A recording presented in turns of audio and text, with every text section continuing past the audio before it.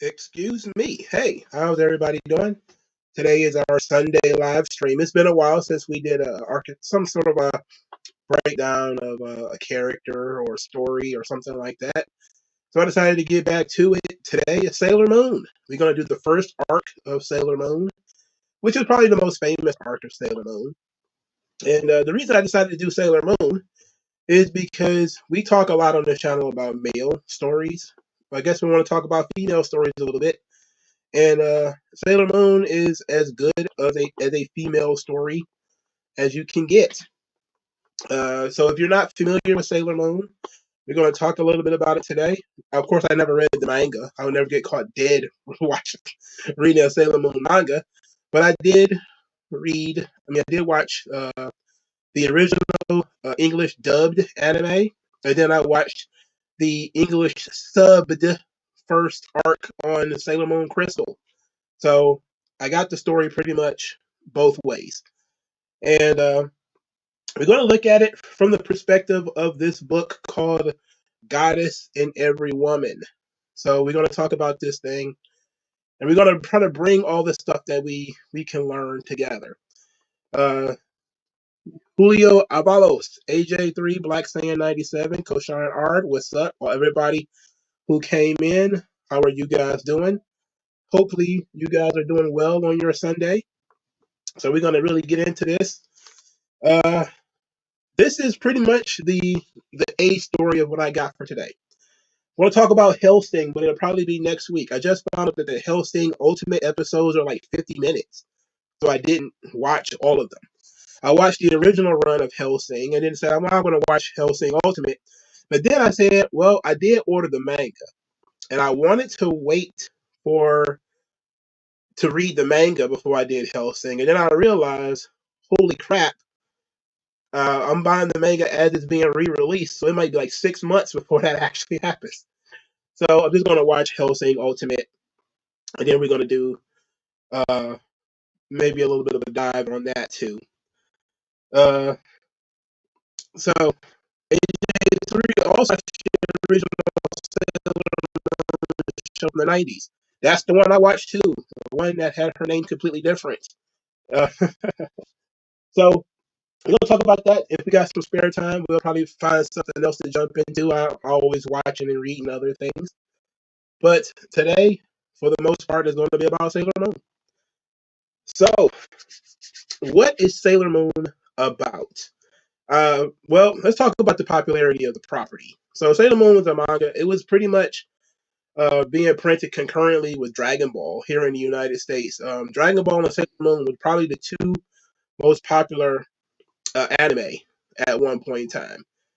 Where, I mean, especially when I was a kid, regular Dragon Ball, OG Dragon Ball, as it's called, and Sailor Moon basically ran on a loop. Sailor Moon was something that looked like Dragon Ball, but was decidedly different. For a long time, we thought it was Dragon Ball for girls.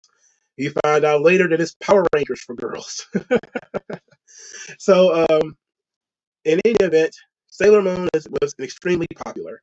It had several spin-off series: Sailor Moon R, Sailor Moon S, and then it got the Dragon Ball Kai Z, or Dragon Ball Z Kai treatment, and it got Sailor Moon Crystal. Sailor Moon Crystal is the entirety of the Sailor Moon story with no filler. So I didn't find that out until I actually have already watched the first arc of Sailor Moon. So that's why I ended up watching Crystal. So it's incredibly popular. The manga is consistently reprinted. If you ever go into any anime conventions, Sailor Moon is still one of the top characters you'll see being cosplayed. We've even seen Sasha Banks cosplay Sailor Moon on WWE TV. So, despite the fact that the property is very old, Sailor Moon is never out of the rotation for too long. Um, it was actually written by a woman whose name I didn't write down, but you can tell that it was written by a woman because it got girls, especially teenage girls, very well done in terms of their characters and motivations, etc. So, what is Sailor Moon about? Well, to give you the skinny on the story, there was once a great kingdom on Earth and a great kingdom on the moon. The great kingdom on the moon had a princess named Serenity. The great kingdom of Earth had a prince named Indiamon or Indiamon or something like that. And the two, of course, were in love. Then a dark evil began to possess all of the humans on Earth, and they invaded the Moon Kingdom, in which the Indiamon was killed. Queen or Princess Serenity committed suicide after watching him die, and the Queen expelled all of the evil, and the Moon folk were reborn on Earth. So it's a story about reincarnation, about Usagi um, learning who she is, or Serena, as she's known in the American version, learning who she is, and the various Sailor Scouts have to do the same thing. So the Sailor Scouts are five, of course: Sailor Moon, Sailor Jupiter, Sailor Mars, Sailor Venus, and Sailor Mercury. And the epic theme song from the 90s is one thing that most people remember when you talk about Sailor Moon. It is absolutely tremendous. I pretty much listen to the theme song every time I watch the episode. I didn't skip the theme song ever. So the theme song is great. Um, especially with the guitar solo in it, it's pretty cool. Now the villains are known as the Dark Kingdom. They're also called the Negaverse in the English version. Queen Beryl is the leader, or the one you're supposed to perceive to be the leader. At the beginning, she has what's called the four kings of the dark universe, who are named Jadeite, Zoisite, Nephlite, and Kunzite. And as you find out later in the story, spoilers, these are all knights under Indiamon who were kidnapped. And when they were reborn on Earth, they were kidnapped by Queen Beryl, brainwashed, and used to fight on her behalf. So then you figure out that Queen Beryl, in and of herself, is not really the all evil that you are led to believe, and that Queen Beryl is actually just a jealous young lady who was in love with the prince and was manipulated by evil. So it is a heavily layered story of reincarnation, love, romance, and how evil can manipulate human emotions and feeds off human vices. So if you watch the original series, you'll see that all of Jedites and Nephilites and Malachites' plans are about manipulating human emotions. So I'm trying to find where I wrote the notes on the original series so that I can compare them to the notes for the ah drat. Did I not write them down? Oh no, I wrote it down somewhere. Where did I put it? This is what happens when you kind of over prepare, but then you start dumping stuff because you think it's not important, and then you find out it is important. Ha! Look at me being an idiot. All right, so I wrote it down, but they just take advantage of regular human vices like love and lust and ambition and the desire to have fun. And you'll see how they basically have these sort of Power Ranger Monster of the Week versions of the 90s version of the cartoon.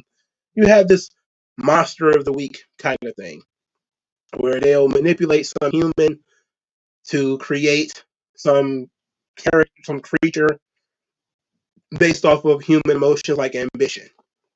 And it'll create a monster, and then those monsters will cause havoc, and then Sailor Moon will show up and defeat the monster, and then that's it.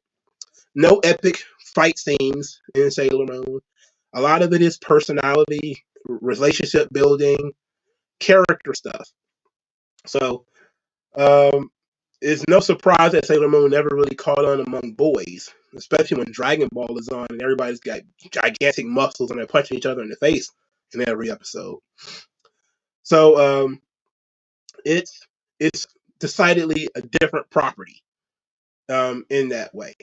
Now the differences in the English version and well the original from the 90s and Crystal. Uh, they did a lot more storytelling with the Dark Kingdom in the '90s version. For instance, Nephlite is destroyed by Queen Beryl for his repeated failures. Um, you get the second one, who I think is Nephlite. He falls in love with a human girl. Well, he becomes affectionate towards a human girl, and he ends up getting killed by other members of the Dark Kingdom. And that's actually a really interesting element, a really interesting story there. And it's actually it was kind of touching if you think about it. This is one of those things where the filler is, and it's clearly filler, and it's not true to the manga. Well, if Crystal is true to the manga, then that version is not. But it's actually a little bit more interesting that this cold-hearted evil villain was swayed by the affections of a teenage girl, even though he didn't really um, reciprocate her affections. He felt very strongly about her and allowed himself to be manipulated and ended up being destroyed by it. So I really thought that was pretty cool. Um, then it was then you had Zoe Sites, who is female in the '90s version. Zoe Site is a male in uh, Sailor Moon Crystal, but Zoe Site and Malachite are a couple. They sort of work together sometimes, and then they of course ended up being destroyed by the Sailor Scouts later on. Um, the the version that is told in the '90s is more brutal, I think, especially in terms of the ending. In the ending, or the ending of the first arc, the Sailor Scouts invade the Negaverse, and then they started getting picked off one at a time. Um, um, each one of them are being basically manipulated by whatever male love interest they had throughout the series, has been kidnapped or captured or whatever. And it's all just an illusion created by Queen Beryl, but they're girls, they're teenage girls, they're easily manipulated by their emotions, and they charge into battle or whatever, and they end up disappearing or getting killed off or whatever. And it leaves Sailor Moon by herself. And it's a real tragic element in the original '90s series, because you just watch each of the Sailor Scouts get snatched away, and there's not much that they can do about it. And of course, you figure out they survive, but in your mind, if you didn't know that, you think they were dead. So you're like, wow, they're all just getting killed off here, which follows, the Power Rangers element of, these characters being killed off and then resurrected or being brought back or whatever. In Sailor Moon Crystal, there was a similar element where they all conceivably die, but then again, everybody conceivably dies in Sailor Moon Crystal because, Sailor Moon commits suicide, Indiamon dies, and everybody is resurrected through the magic of friendship and prayer and magic powers and all that kind of stuff. So let's not get too bogged down and all of that. But the idea that Queen Beryl is not the all evil um, that you're led to believe, that's something that comes in a little bit later. She's she's much like, again, if you go through the Power Rangers similarity, she's a lot like Rita Repulsa. Where when you first start watching Zero Ranger or Power Ranger Mighty Morphin Power Rangers, you're led to believe that Rita Repulsa is the worst. It's when she is resurrected that all the bad things start happening. And then you learn later on that there is a being above even her. And that's how you usually keep stories going, is you have a character that is even above the original villain. You see it in Dragon Ball where you have the Saiyans, and then you have above the Saiyans, it's Frieza. So you have, that sort of hierarchy. And usually that's a way of giving some sort of out to the villains, because the monsters are monsters. They don't really have that. They have higher level intelligence to a degree, but mostly they're just still monsters. But the higher level monsters, the the kings of the dark universe or whatever, they're servants. And then you think that Beryl is something else, and then you find out she's a servant too, and she's a servant to this formless, shapeless. It has a name. It's called Queen Metalia, but it doesn't have like a face or a body or anything like that. It's like a collection of clouds or whatever. It's a real gross looking thing, but it's not meant to be like Lovecraftian, which it probably could have been in a way that might have been a little bit more nasty. But it's like a dark black cloud that wants like powers and stuff.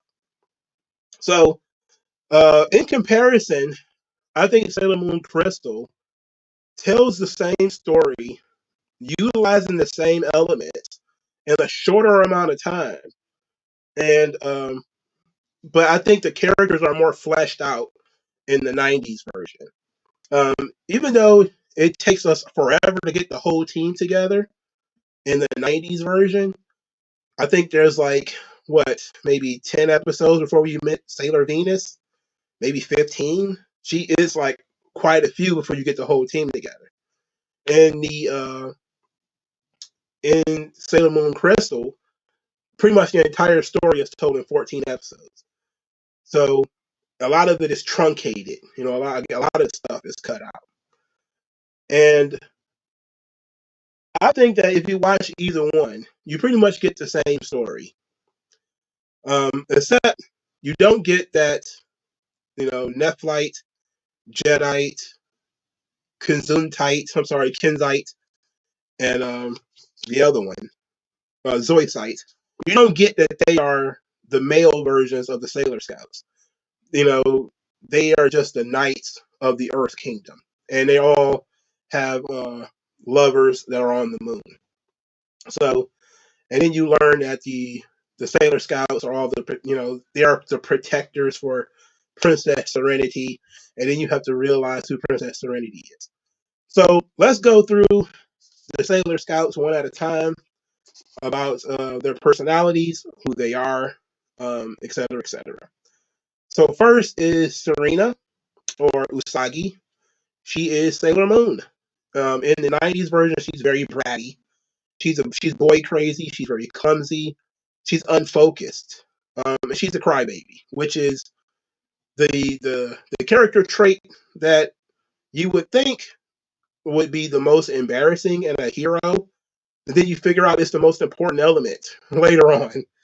So those are all of her flaws. Now, in terms of when people say that characters are Mary Sue, they typically say these characters have no flaws. But if you look at Sailor Moon, she has tons of flaws. In fact, she's a highly flawed character. She has more flaws than she has positives, if we're being honest. Her only real positive is that she's very determined, and she is just a genuinely nice girl. Okay, so when you look at how they put the character together, she's not a warrior. She uses magic. Magic, you know, so she has no physical strength whatsoever. When you look at um, how Sailor Moon battles, she almost completely breaks down every time that she meets any type of threat. She starts crying, she starts running away. So even after the amazing, wondrous transformation sequence, she's still not fully Sailor Moon. She got the power, she can do it, it looks cool, but then as soon as like a monster roars at her, she's like, ah, and she runs away, or she doesn't know what to do. And this is where, you know, Tuxedo Mask has to come in and save her, or give her some inspiration or something like that, because she doesn't believe in herself and she has no strength whatsoever. She is destined to be sort of the leader of the bunch, and yet she's the most irresponsible and the least likely to ever really get the job done. So that makes it sort of interesting, because everybody, all of the Sailor Scouts are far more competent than she is, and especially as you learn more about them, you learn that she's actually the worst of the bunch. You know, in terms of fighting ability, in terms of skills, she's the worst. You know, she's not as courageous, she's not as brave, she's not as strong. She basically doesn't have anything that the rest of them has. So then we meet Sailor Mercury, who has water powers, and this is Amy. Amy is the reincarnation of the Mercury Princess in the '90s version. She is Sailor Mercury in um, Sailor Moon Crystal. So she's very shy, kind of standoffish. She's very intelligent. She's very ambitious because she wants to be a doctor, and she's good with technology. She's good with computers. You see her being very good at the arcade game that Usagi wants to be good at, but she sucks. But as soon as Mercury learns how to play, she becomes very, very good at it. So she picks up on things very easily. You see Ray, who is Sailor Mars. Sailor Mars is the reincarnation of Sailor Mars, or she's the reincarnation of the Mars Princess in the '90s version. She's very passionate. She is spiritual. She's born with a mysterious power that she doesn't really quite understand. And that is that she can do some kind of fire divination. Basically, she can see images in the fire. So she's very emotional. She in the '90s version, she is the chief rival of Sailor Moon. She's the one who pushes Sailor Moon to be better. She's the one who constantly argues with Usagi slash Serena about being a crybaby, about being unfocused, about all of her flaws. She's the one who constantly reminds her that she needs to be better. You don't get that much of that element of Ray in Sailor Moon Crystal. You don't get a lot of that. Um, See, you got Makoto, who is named Lita in the '90s version. Makoto is Sailor Jupiter. She's physically strong. She's big, so she's an Amazon. She's also boy crazy. In the Sailor Moon Crystal, she's lovesick. The guy named Andrew, or I forget what his name is in Japanese, but in the Sailor Moon Crystal, he reminds her a lot of her boyfriend who broke her heart. But she's very courageous and sort of heroic. And she has, as Sailor Jupiter, she has lightning powers. And then you have Sailor Venus. So Sailor Venus actually takes on a much bigger role in Crystal than she does in the original one, because she's very mysterious. Her name is Minako. In the English version of the '90s anime, she is named Mina. She's the mysterious one. She comes out of nowhere. She's got this little cat named Artemis with her, which is the sort of the white version of Usagi's cat Luna. They both have the moon shapes on their heads. And in Sailor Moon Crystal, you realize that Sailor Venus is the character, or Sailor V, as she's known. She's the character that Usagi looks up to. The video game that they play is called Sailor V, and the character is Sailor V. Sailor V is Sailor Venus. All right, so she already knows who she is. She's already been awoken. She knows her memories have already been recovered, and she's helping them train through the game. So basically, the difficulty of the game, or Luna, who talks to the game, she is helping them along. So she already knows who she is. But Sailor Venus is a good fighter, and she is initially introduced to you in Sailor Moon Crystal as Princess Serenity. So they believe that she is Princess Serenity. And it's a very interesting story that they decided to tell with Sailor Venus, because she is the chief hero. And then you figure out, of course, as the story goes along, that Sailor Venus is the leader of the Sailor Scouts, because Sailor Moon is not a Sailor Scout. She is instead Princess Serenity reincarnated. So um, that's sort of how the Sailor Scouts are set up. Then, of course, you have Tuxedo Mask. His name is, what is his name in the Japanese version? Mamoru. In the English version, his name is Darien. He is the mysterious bad boy who kind of bullies her in the '90s version, calling her a meatball head. He still is a little standoffish, doesn't really like her that much. In the um, when you watch the Sun and Moon Crystal, he's still kind of standoffish, but he's not as much of a bully. He's more of a bully in the '90s version, and he of course is the reincarnation of the princess, not the princess, the Earth Prince, who is Indiamon or whatever. Yeah, Saint Seiya is Sailor. Well, it's not quite Sailor Moon for boys because it's not really Power Rangers as much as it's. Well, it actually kind of is. Actually, now that I think about it, but it's a lot more violent. Saint Seiya's Knights of the Zodiac is far more violent than Sailor Moon, which is of course why it's for boys.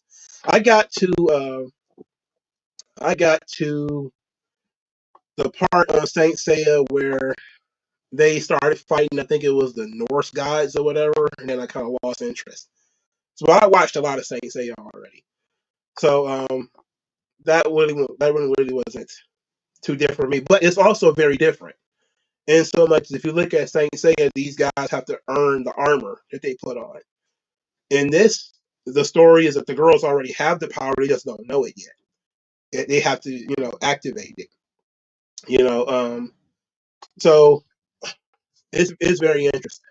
So Tuxedo Mask is searching for the legendary silver moon crystal or some such nonsense. What's it called? The legendary silver crystal. So it's the same thing that the villains are looking for, because the villains believe that it's a source of unlimited power, and of course, if it's a source of unlimited power, the villains want it. Sailor Moon doesn't even know about the thing. He doesn't know that she doesn't know that the thing exists. But the villains want it because it's going to power the Negaverse and help them to invade the Earth, even though they don't know at the time that Queen Beryl is going to steal it and use it for herself when she gets it, or is going to try to. And Tuxedo Mask, he wants it because he thinks it'll unlock his memories, and bring back who he really is. Because one of the elements that you have is all these characters are reincarnated, but none of them know who they are. So it's an element of they have to relearn who they are and had their memories locked away. And even the guys, in some way, Luna and Artemis have had parts of their memories locked away. So once the silver crystal, of course, comes out, it actually comes out through Usagi's suffering as she cries from the supposed death of Tuxedo Mask. Her tears transform into the legendary silver crystal, and everybody starts to have their memories return. And that's when she realizes that she's not Sailor Moon; she is instead Princess Serenity. And this is when Sailor Venus finally has to admit that she's not Princess Serena. And then, of course, you figure out later that it was a lie, because if everybody would have known that Sailor Moon was Princess Serenity, everybody would have come after her first when she was unprepared. So, like I was saying before, her tears, her being a crybaby character, actually becomes one of her greatest strengths, because her emotions and how her emotions are manipulated and how she suffers emotionally becomes how she gets stronger. She has to sort of let that stuff out. She has to purge it in order to get more. And early in the series, especially in Sailor Moon Crystal, when she is overwhelmed and she bursts into tears, she lets out this almost supersonic cry that shatters the walls and breaks glass and everything. And the villains are, all, of course, taken aback by how strong her crying is. But you learn later on, of course, that this is why, because her emotions are her greatest strength. It's kind of silly when you think about how it was written, but it's also kind of clever if you're going to write a superhero or a character that is a crybaby. Her literal tears being the reason why the universe is saved is kind of crazy. So that's Sailor Moon in a nutshell. Now, to give you a sort of review of it, like, do I like the series or not? I think the story is pretty good. Reincarnation works for females as a storyline for female characters. Reincarnation or having all your powers at the beginning, but not being quite sure how to use them, it works for girls. This is why I probably am not as hard on Legends of Korra as much as other guys are, because I understand the idea of the girl is born with everything, because that's how our society believes, and that's how our society thinks, that's how our society um, pushes the female story along. Girls don't train that much. What is it? Oh God, what was his name? Girls are human beings, boys are human doings. That boys work in order to gain a uniform, in order to uh, climb the hierarchy through effort, while girls, they have to blossom and bloom into who they are. Boys, they have to go through a rite of passage in order to become men, while girls are just waiting for their first period to go through puberty, and then they're women. Which is why women sometimes are considered women when they're 13 or 14 years old. Meanwhile, a man, you're still a boy until you can go through this rite of passage, which might be hellacious and brutal, as some male rites of passage tend to be. Like I read about a male rite of passage in like Africa, where they chop off your foreskin, basically. They do it while you stand right there, and they just take a knife, they pull your foreskin, and they cut it off. And if you flinch, you're not considered a man. They also douse it in alcohol. But that's probably in some dark corner of Africa. But that kind of horrible stuff they do to boys. Only certain societies, actually do that kind of stuff to girls. But girls are considered, whole beings who become something else. They bloom, they blossom. While boys have to climb a ladder. So from a story perspective, to have girls and they have to mature into something that they already have, how to better utilize their power, how to better utilize what skills that they have. That's actually not bad for girls.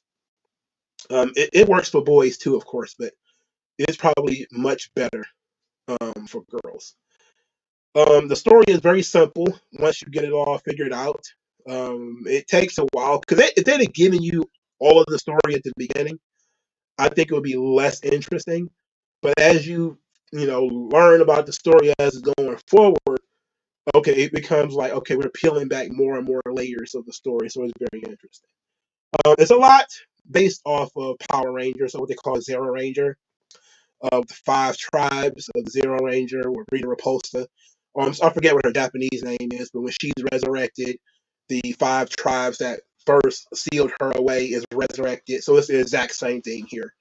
When Queen Beryl is resurrected and she brings all these evil villains to Earth, this leads all the Sailor Scouts to be compiled and brought back together. Same format. The Sailor Scouts being eliminated in the final episodes was much like you would have seen in some like Power Rangers or something like that too. So it's very interesting. So I think overall the strengths override the weaknesses. Now the weaknesses are that the characters are very one dimensional. Um, they don't have a lot of layers to them. They're very archetypal, which works because Sailor Moon's audience is for younger girls, not for older women. So it makes sense. In the '90s show, the Tuxedo Mask heel turn didn't quite work out. It didn't take. It was a lot better done in Sailor Moon Crystal. Um, their powers aren't really explained at all. Like how Sailor Moon can do all the stuff that she can do is never really fundamentally explained. It's just kind of like she has this ability. How can she heal anything, including death? She just can. You know, how is it that how is that? Mars has fire powers and Jupiter has lightning powers. How does that come to be? There's no explanation for it. It just is, and to a degree, that's okay because you still need a level of mystery to that. And Again, a lot of the stuff I'm talking about might not be relevant if you continue through the story past the first arc. So I want people to realize that as I'm talking about this, I'm only talking about the first arc. If you have read the entire manga or watched the entire series or whatever, you probably say, well, all of this stuff is wrong. Well, I'm just saying,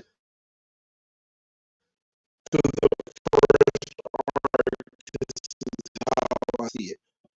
The villains pushed the plot in the 90s. You often see that the heroes are so unfocused and they often are just going about their regular life with Usagi, not doing her homework, being crazy over the boy at the arcade or whatever. And the villains, they push the plot forward by doing villainous shit. And then all of a sudden she has to do something in order to respond to it. And Sailor Moon Crystal is similar, but they're actually actively looking for Sailor Scouts in Sailor Moon Crystal. In the original 90s version, I thought the finish was rushed. The plot, I thought it was rushed a little bit. And Sailor Moon Crystal, I thought it was dragged out. So it has to be like a happy medium there. I also don't like that Beryl is just an emissary of this Queen Metalia or the Negaverse or whatever. It makes sense more in Sailor Moon Crystal because you see that this evil is just a corrupting force. It's that nobody is purely evil. It's that evil itself is a corrupting force on all of the other characters. So whether it's the four kings of the Dark Kingdom or whether it's Queen Beryl herself, they're all just corrupted humans essentially, that are empowered by this greater evil. And in the 90s version, the filler was way too much. It was very hard to get through certain episodes because of how much filler it was. And it was brutal. I could tell you, bro, it was brutal getting through some of those episodes in the 90s series. So that's Sailor Moon. Now, we haven't actually gotten into my archetypal breakdown of the characters yet, and I'm almost 40 minutes into the video. So before we get into the book I'm actually use to break down what my view or analysis of the characters, let's go into the comment section to give you guys a chance to respond to what's going on here. Stone Mexican guy is the one who brought up Saint Seiya. Saint Seiya is a perfectly serviceable anime. I think it's very good actually. I actually like the earlier episodes of Saint Seiya before they start fighting the Gold Knights and all that kind of stuff. That's where I felt like it was slowing down. When the earlier part of the series, it was fun. But then when you had like these regular, what's they call it, Bronze Knights, and they was just kicking the ass of Gold Knights, and I was just like, bro, stop. Like, stop. AJ3 says, I think he watched a 90s show too. He said Jedi is the first of the two to die. Then it was Nephrite, who fell in love with the girl. Her name was Molly. Yes, Molly. I forget what her name was in Japanese, by the way. WG Phil says, news on Dragon Ball announcement. Oh, yeah, that ought to be fun. That ought to be interesting. All right, let's see. Okay, so nobody has much of anything to say. I'm moving kind of fast here, I know, but I don't want to be here all night. All right, so there is a book. It was written by a feminist by the name of Jean Bolan or Jean Bolan. I don't know how her name is pronounced. But she's a feminist. She wrote two books. One was The God in Every Man and The Goddess in Every Woman. So these books they are tough to read. These are supposed to be books on uh, personalities and archetypes, much like King, Warrior, Magician, Lover, but instead they end up being um, archetypes through a feminist lens. To go through the gods in every man, right? Not to go too deep into it, but it basically there is almost no positive male god, you know, because she goes through usually during the Greek gods, and she doesn't really define any of the males as being positive. You know, they're almost always seen as being negative. Likewise, in terms of the goddess in every woman, she utilizes what she calls virgin goddesses and vulnerable goddesses. Now, before we get into that, she says, quote, there are many goddesses in any individual woman. So basically, you've already kind of thrown that right there. But that's also very true how, during the king, warrior, magician, lover archetype or your male psychology, you basically cycle through all of those things. So basically, she's saying the same thing here, that you cycle through all of the goddesses at some point in your life. And then she says that the goddesses have patterns and involves insights or offer insights into what maturing, motivating, compelling, frustrating, or satisfying to some women. It helps account for differences in personalities between women. And every woman has a goddess giving gift and liability. So here's what she calls the virgin goddesses. She says the virgin goddesses represent the independent, self sufficient quality in every woman. They're not susceptible to falling in love. They do not allow emotional attachment to distract from what they deem important, and they are not victimized, so they do not suffer. And these virgin goddesses are Artemis, Athena, and Hestia. Artemis was the goddess of the hunt and the moon. Athena, the goddess of wisdom and crafts. Hestia, the goddess of the hearth and the temple.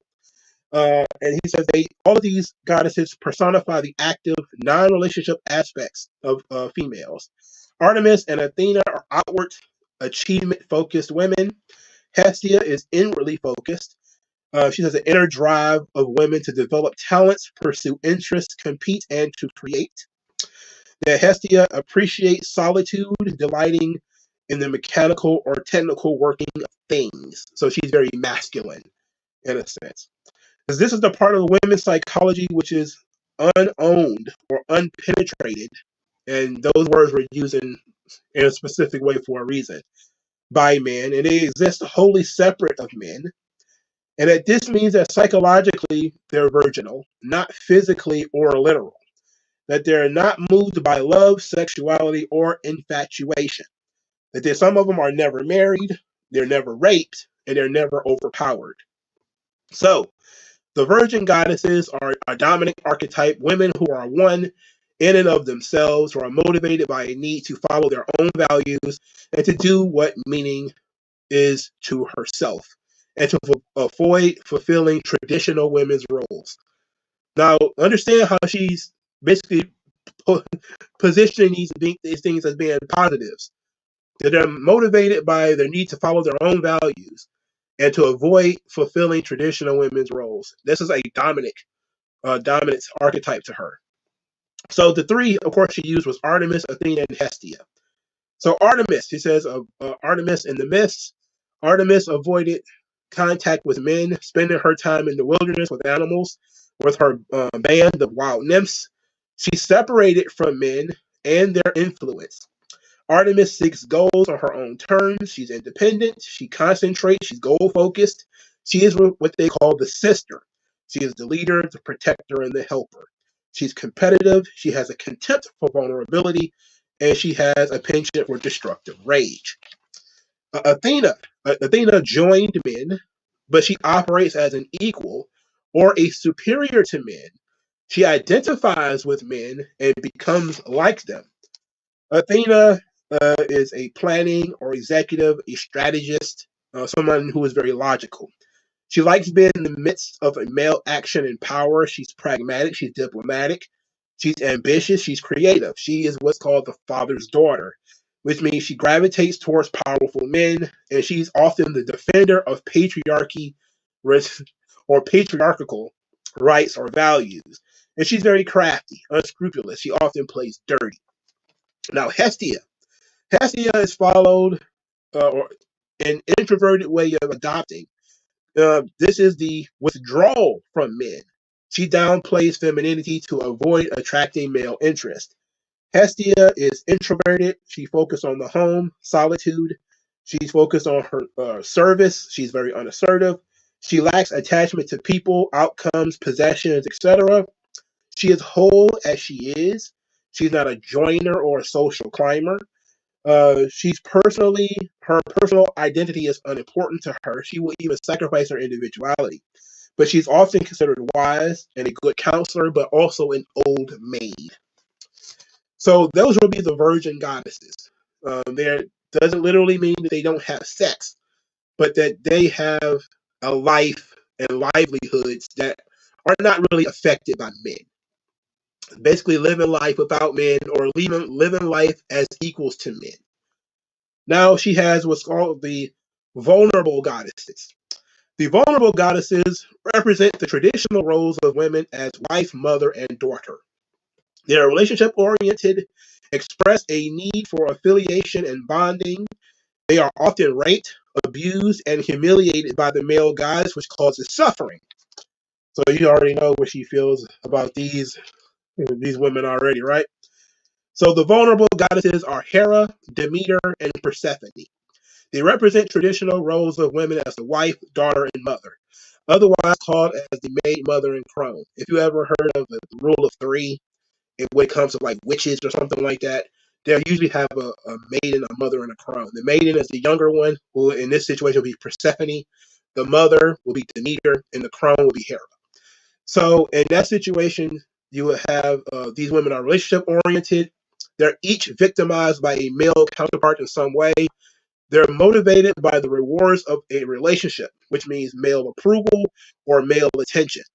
For Hera, it is a desire to mate, which because she is the goddess of marriage and commitment. For Demeter, who is the goddess of the grain, is to nurture. And for Persephone, who is sort of the young goddess, it is to be dependent. And all have, quote, diffuse awareness. And she says the acceptance of an awareness of the utility of all life and a readiness for a relationship. She says women feeling vulnerable, like Demeter or Persephone, or unprotected, have anxiety issues, may have dreams, or be paranoid. And often they're victimized even in their dreams. So then of course, we go back to Hera, Demeter, and Persephone. So Hera is incomplete without a partner. She has a quote, desire to be met somebody. She's about prestige, she's about respect, and she finds honor in her marriage. She has a capacity to bond, be loyal, and faithful. She has what's called a sacred marriage. When spurned, she lashes out in rage at the rival rather than at her lover. She constricts her social life and conforms to the role of wife when married, and she is very judgmental of other women. Demeter has a maternal instinct. She is the mother archetype. She is the strongest archetype of the female psyche. She is motivated to nurture and includes nurturing of friends and family, etc. She is the provider of food. She's very generous. And she suffers with an empty nest, which is often the cause of depression in certain women. And she has her life and livelihood tied to her motherhood. She's very dependable. She's very solid. She's very supportive. And she fosters dependence in her children. And she puts in quotation, this is the woman, the mother knows best variety. So you see how she feels about these characters. So Persephone, of course, is the young goddess. She's very compliant. She lacks agency. She's sort of the nameless maiden. She's what they call a young woman with no identity. She's not sure who she is or what she is. Um, she's non-committal to anything, relationships, jobs, people, or whatever. She's her mother's daughter, so she's not independent at all. She's far too close to mom, and she's called a child woman. What she often says is a vixen or a sex kitten. She lacks initiative and will, and she gives off the illusion of eternal youth. So there's another one because of course we talk about Aphrodite, who is the alchemical goddess. But we're not going to go into that because it's not really uh, relevant to what I'm telling you right here. There are no Aphrodites in Sailor Moon. All right, so those are the female goddesses. Now, if you were to basically ask the question, does Jean Bolan like Hera, Demeter, and Persephone? The answer is probably no. You know, and she's very judgmental over these myths too. Very so, which is pretty funny. But if you actually look at the female psychology, if you take what Jean Bolan is saying correctly, then these things actually do line up pretty well in Sailor Moon. So as we go into this, understand that this stuff is not perfect. You know, it's not going to be an absolute one-to-one breakdown of the character because there are, things that are much different. Let's talk about the Sailor Scouts. The Sailor Scouts, in and of themselves, tend to be virgin goddesses, even though they're very imperfect virgin goddesses. So much that when you meet them, especially in Sailor Moon Crystal, each one of them essentially has no friends. They pretty much are on their own. They're standoffish, and it is Usagi who brings them together. So for Sailor Mercury, again, she's very achievement focused. She's the genius. She's the smart one. She does her own thing, and she actually avoids people oftentimes. So she kind of conforms a little bit to the Athena myth. Then you have Sailor Venus, who is more of the Artemis myth. She is the protector. She's the hero. She's the one that Usagi is supposed to be like. And you see her, of course, she's the one that they played when they played the video game. It is Sailor V, aka Sailor Venus. Sailor Jupiter is the Hestia myth. She's very inward focused. When you meet her, you see that she's really good at things like cooking and knitting, and she makes her own clothes, and she makes her own jewelry because she can do that stuff herself. But she's also, physically strong. Sailor Mars is also a Hestia because she's a temple maiden. She lives apart from everybody else up in a temple by herself, and she's very spiritual, and she focuses more on that element more so than mingling with any of the boys or anybody else in society. But Sailor Moon is more of the Persephone. She is the vulnerable goddess. She is a traditional daughter and focused on relationships. From the very beginning of Sailor Moon, you get that she dreams of a Prince Charming that's going to sweep her off her feet. And this is a recurring theme in her story, is that she dreams of boys. In the 90s version, she falls in love with a lot of different boys, whether it's, Tuxedo Mask or whether it's Andrew, and whether it's some other boys that maybe have been created just for that particular story that she falls in love with. Now, in the 90s, you often get this with all the characters. They all have essentially boyfriends who they are boy crazy over.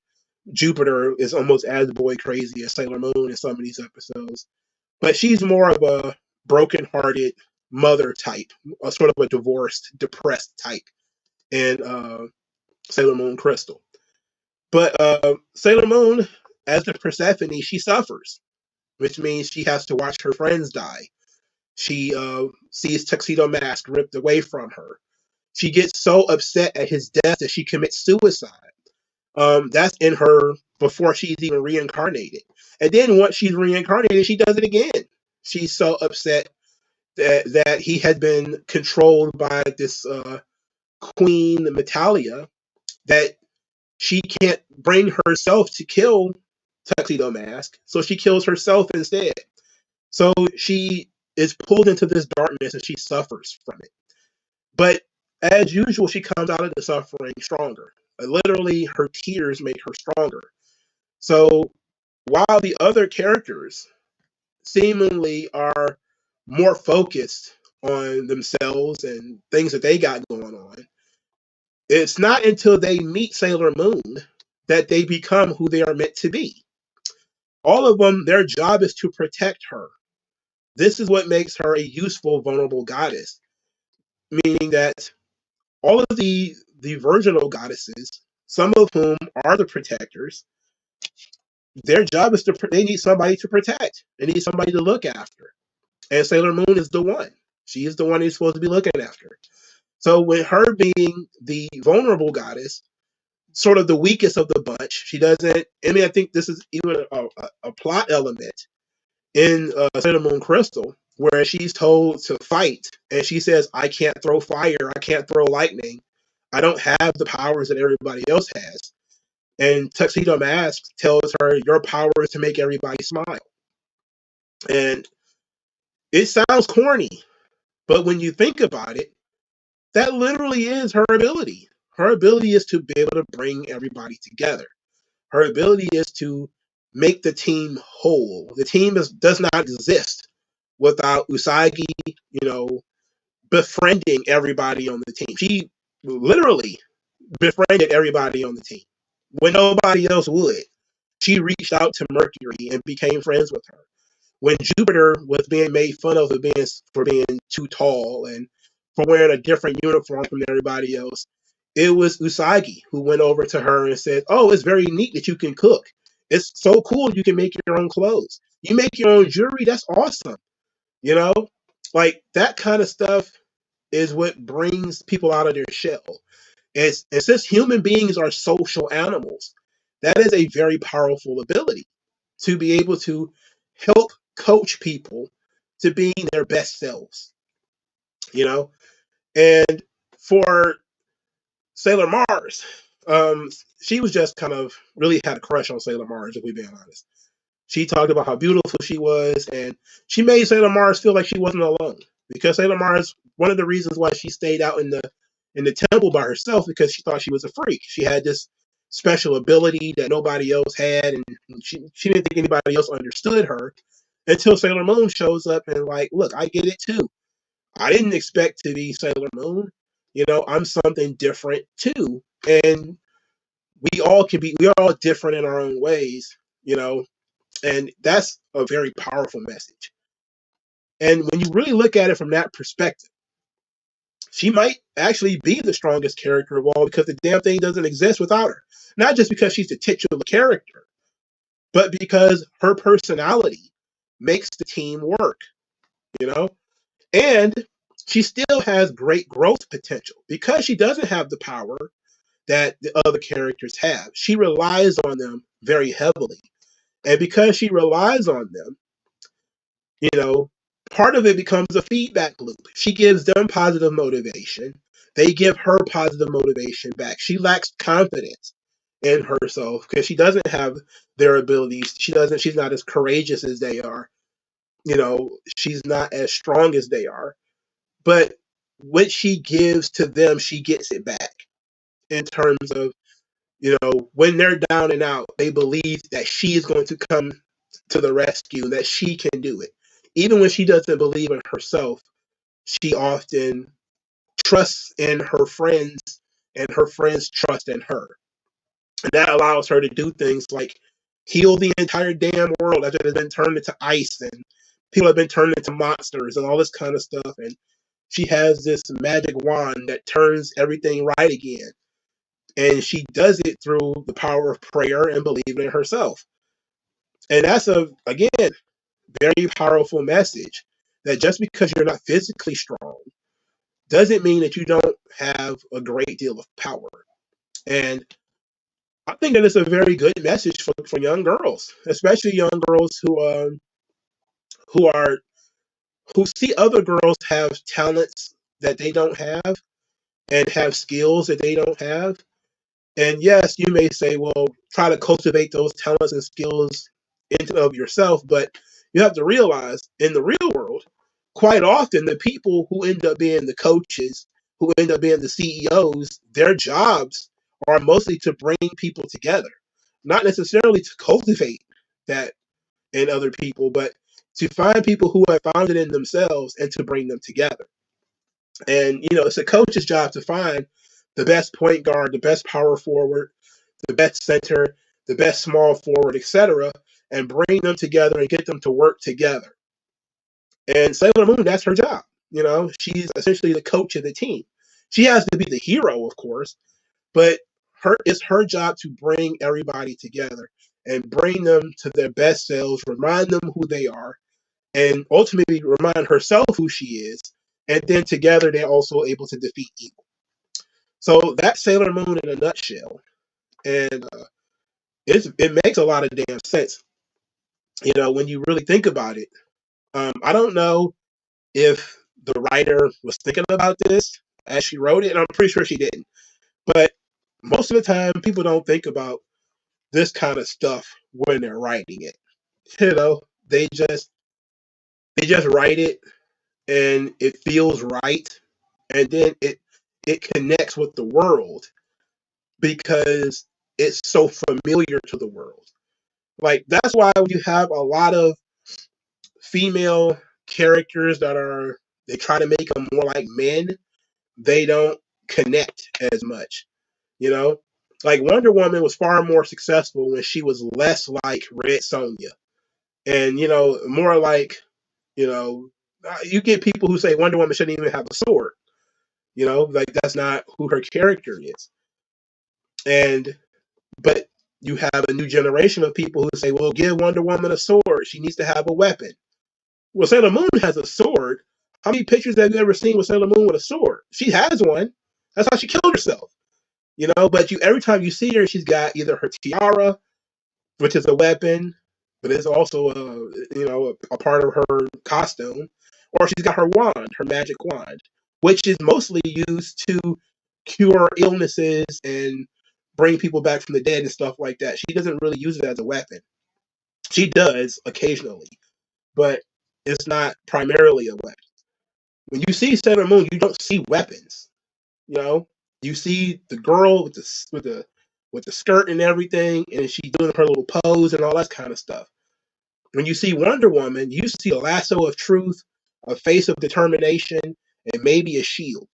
But now in modern times, you see that she's got a sword and a shield, and she's got sometimes a helmet, and you're like, oh my god, like she's basically Red Sonja. So when you have female characters that touch on the female psychology so strongly, like Sailor Moon, they become very, very popular because it resonates more with more people. Yes, there is the occasional hyper masculine MMA fighter female. Yes, it happens, but those are very, very rare. They're probably less than 1% of the female population. You know, of the hyper masculine, super competitive. I want to kind of be like a man type of girls. Most girls are either maiden mothers or crones. They're either young women who haven't figured themselves out yet, and they're kind of being pushed and pulled by the culture, which is why it's very important to talk about things like abortion to younger girls because they're getting it from some people that it's cool, and you may think it is not. Mothers are very important to the culture because you're the first role model. You are the one who are teaching the youth. You can't withdraw from society and be a mom. If you're a mom, you have to be on top of it. You have to pay attention to the culture and pay attention to society. And if you're a crone, that means you've been on this earth for a while. You're an older woman. You've gone through it. You've seen how young boys might try to play your granddaughter.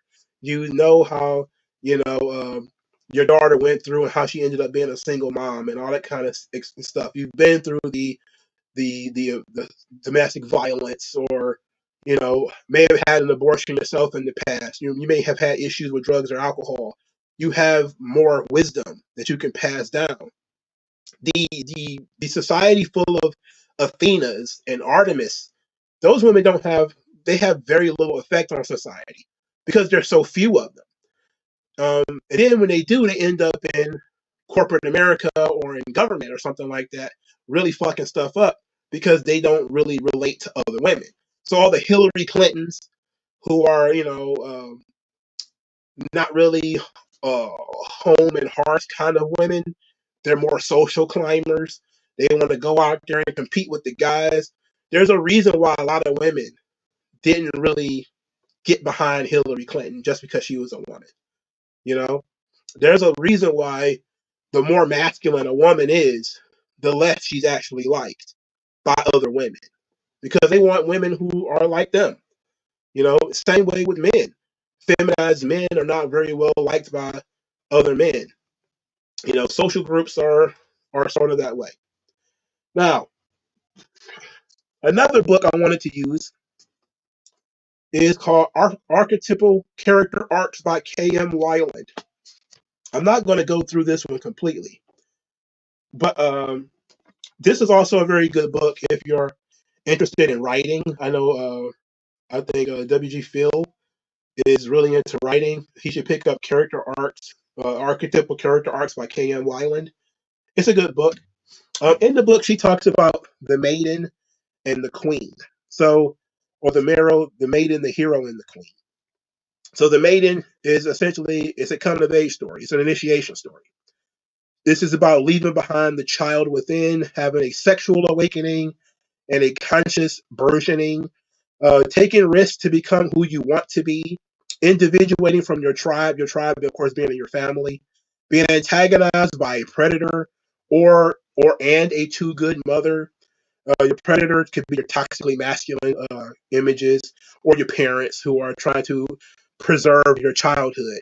So, mothers who might be trying to prevent you from being who you really want to be. And you're looking to grow into your potential, your power, and your responsibility. This is Sailor Moon right here. You know, Sailor Moon is a coming of age story. Usagi is 14 years old. She's having essentially wet dreams about this guy she's never met, who's wearing a mask. She's in love with him and doesn't even know who he is and doesn't even think he exists. She's having a sexual awakening, and it's sort of unconscious because she doesn't know who this person is, and then he starts to appear in her real life. She's individuating from her tribe. If you actually look at the character design, you actually see Usagi's parents. She looks like neither one of her parents. She has blonde hair, her dad has black hair, her mom has blue hair. It's ridiculous, right? So she looks different physically from the rest of her tribe.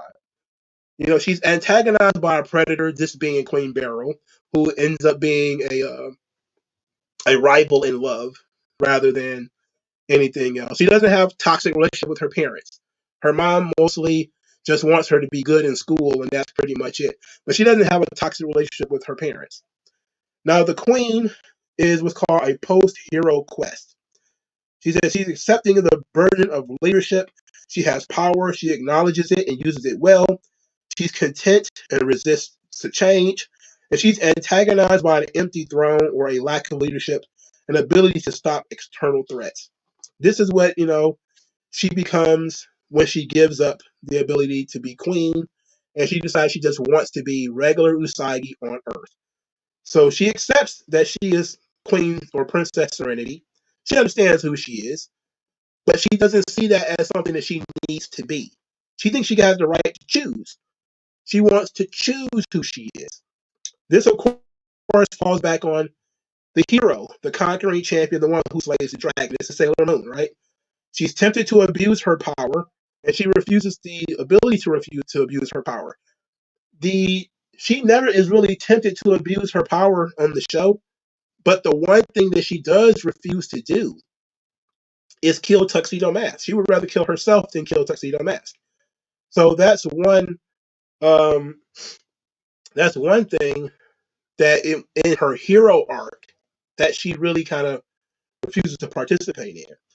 She does quest, to find the other Sailor Scouts, and she's not exactly an adventurer because she never really leaves her neighborhood, but except for when she goes to the moon eventually.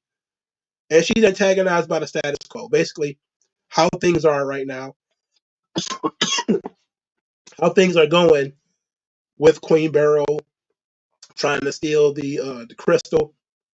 She has a problem with that, and she has to resolve her need for power and love. So she needs power in order to defeat, the evil Queen Beryl, but she also needs love as well.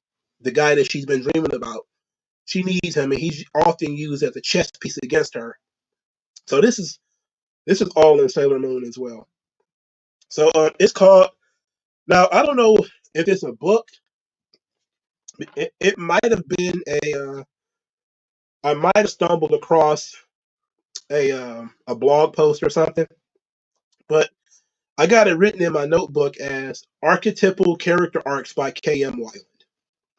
So um, she might have it might have been a blog post or something she did. I really don't write down whether it's a blog post or a book. I just uh I just write the stuff down and take notes on it. So that's all very good. So that's Sailor Moon. That's my analysis of Sailor Moon. from the Rooted to the Tuna. I don't think it'll be any different if I'd have read the manga. Uh, Maybe if I can find the manga or if I'm gifted the manga, I'll read it. But I don't really see the need to read it. Now, would I continue the series past the first arc? You know, I don't really see any need to. I think I got the whole story of what I wanted out of the story from the first arc. The kingdom is resurrected, but she abandons the throne to be a regular girl. Um, I know that there's more to it than that, but I feel complete in the first arc. To be being honest, I feel like Sailor Moon does a really good job in the first arc. I don't really see a need for the second or the third or anything like that. So WG Phil says I was thinking of picking up structuring and outlining a novel by her. Well, I don't focus on structure and outline that much.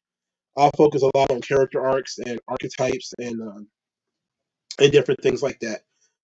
If you want to know how to structure your story, um, maybe, but I don't really care about my story structure. I really don't.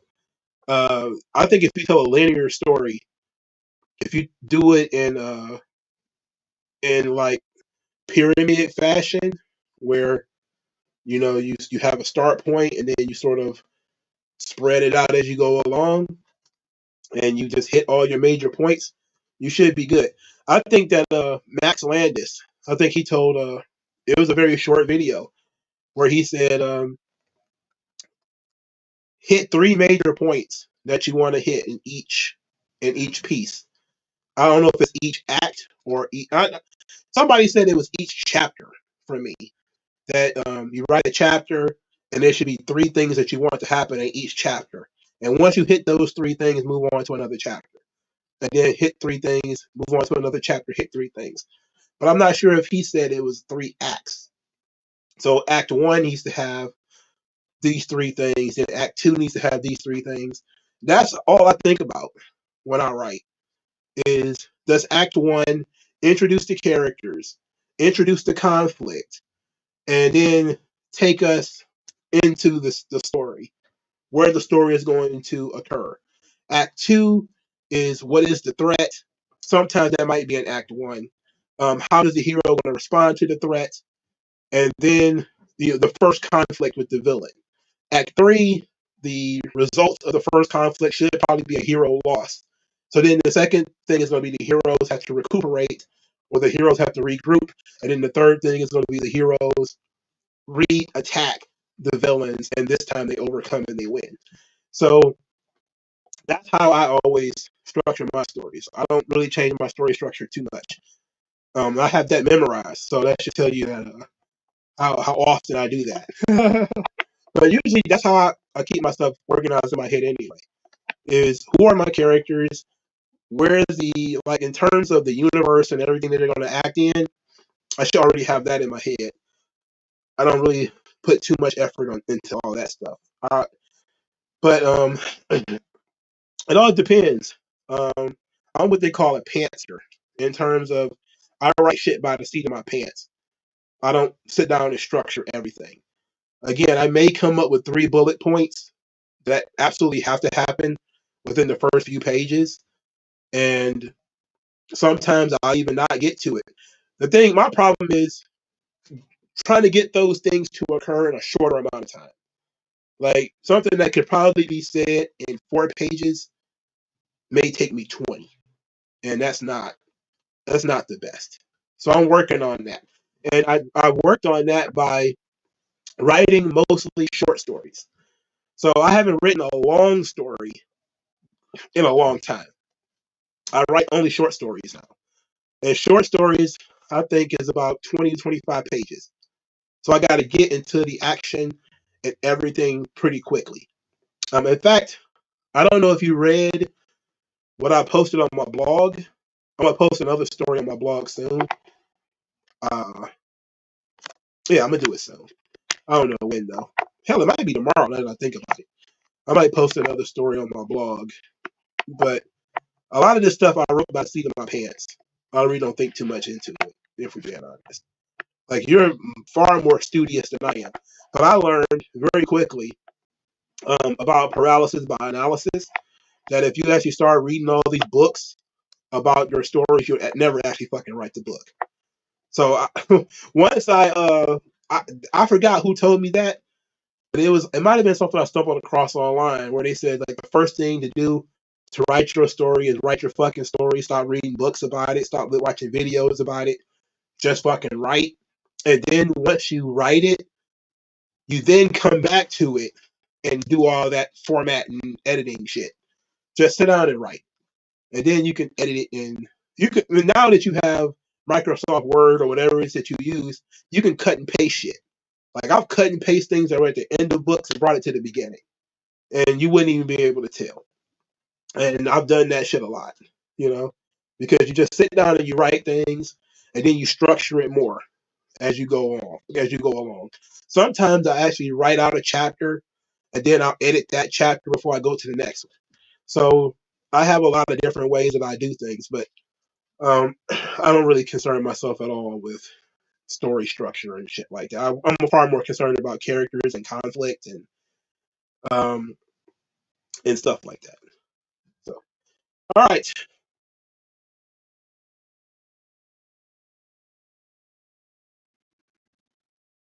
surprised I went through this so smoothly. So that's really all I got. Is there any questions or any comments about anything before I get out of here? Especially since I took a Mucinex, so I'm coughing like out of nowhere. Like I don't have like a chest cold, but Mucinex makes you cough because it breaks up the mucus in your chest and in your head, so it makes you cough and it makes your nose run. So I've started having the coughing fits, and I don't like that. I hate coughing. Coughing is the worst thing that comes with being sick. Not even the fatigue or being having a fever. It's the fucking coughing. That shit that had your throat sore, chest sore. That stuff's awful. All right. So I guess we're done here. Thank you guys for your time for talking about Sailor Moon with me. If you're just now finding the channel, hit like, hit subscribe. I occasionally go through and do this kind of stuff. I'm not going to do this with Hellsing. Uh, so, but I will end up doing Hellsing and probably Hellsing Ultimate next week as we get into Halloween, and then we may find another horror based manga or anime to do the week after.